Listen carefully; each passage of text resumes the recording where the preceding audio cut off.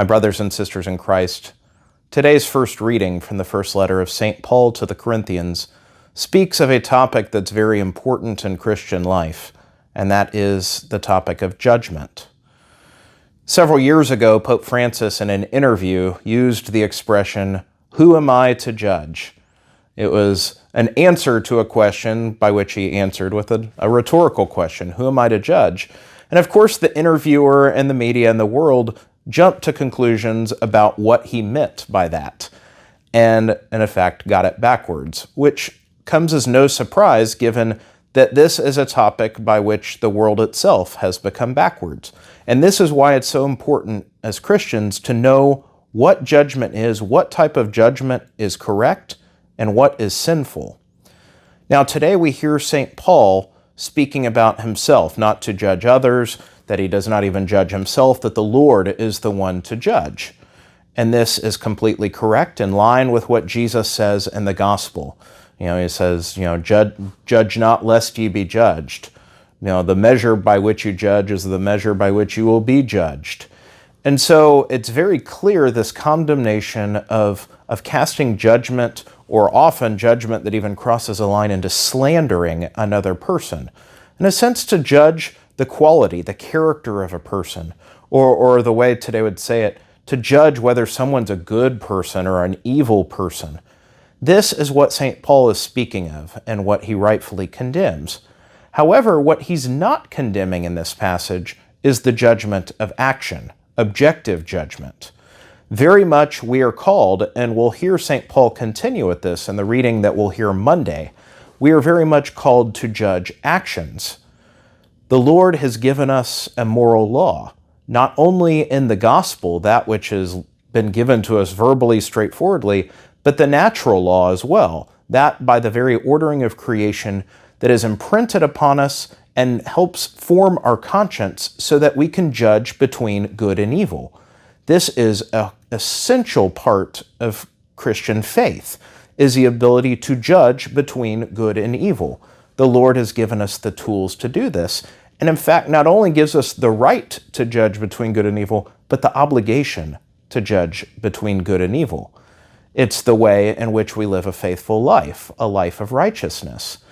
And furthermore, the Lord, and we heard this a few weeks ago in the 18th chapter of the Gospel of Matthew, the Lord requires us to judge not only actions in a vague sense, but even to judge the actions of others. He speaks of, if your brother sins, take it up first alone with your brother. And then if it's not satisfied, bring in another brother, 2 witnesses, the church itself.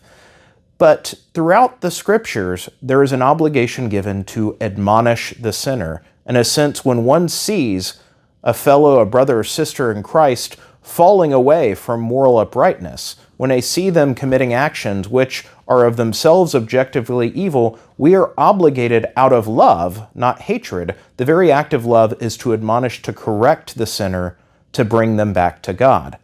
Now, there's a big difference between judging an action and judging the person. Therefore, we can speak of the action a person commits as evil, but we do not jump to the depths of the heart to say that is an evil person. Only God can search the depths of hearts. In fact, only God can judge heaven and hell for people. The church will never speak of a person going to hell. We'll say of what can cause a person, but we would never presume to know who goes to hell after death. That's not ours to judge, for we can only see the external action, not the disposition of hearts of people. Again, Monday we'll see conditions by which the judgment of action can lead to the separation of a person from the community. St. Paul will speak of excommunication. That'll be a topic for Monday. But the important thing is we can judge actions, not people. And this is the complete opposite of what today's world is so apt to do, which is to judge nothing, that all actions are okay, but yet it is quick to judge people. We see this by today. Anything that is against the popular opinion becomes a form of bigotry of some sort. And so anyone can be quickly labeled a bigot, can be canceled, can be slandered, their whole life canceled, because the popular, the mob has deemed them a bigot. Now, we can't judge a person's actions, but apparently we can judge people. This is the exact opposite of what the gospel calls us to do. We are actually called to always assume the best of people. We're to presume that they have good reasons for what they do and to assume their best intentions. But even good intentions does not qualify an action. Therefore, we must judge actions, we must judge between good and evil, but we must give our brothers and sisters the benefit of the doubt. My brothers and sisters, may we judge well, may we judge rightly, may we never judge rashly. For the manner by which we judge is the one with which we will be judged. May God bless you all.